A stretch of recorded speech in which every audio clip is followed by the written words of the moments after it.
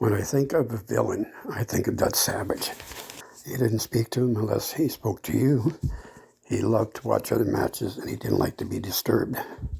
This one situation I can recall was he was standing there in the hall, looking through, watching intensely at one of the matches. And this lady was coming down the hall, dragging this kid, and he was screaming and yelling and giving his mother a hard time. He was just disturbing everybody.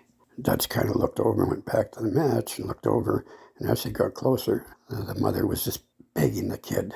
And Dutch turned, and the kid looked at him, and Dutch just blew up and yelled at him.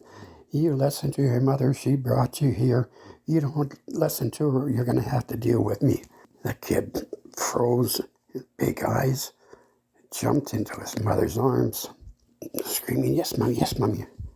And she dragged him off to the seat, nodded to Dutch and said, thank you.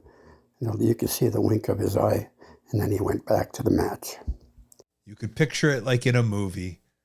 The mouthing of the lips, thank you. Thank you for telling my little shitty kid to shut the fuck up.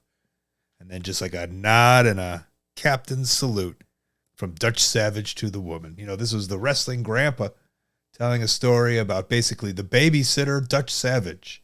Portland wrestling legend, by the way.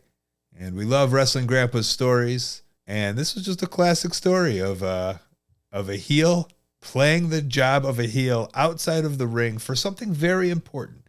And that's a life lesson to that kid. He wasn't healing the mom. He was saving the mom. So essentially, he was a babyface in all true forms.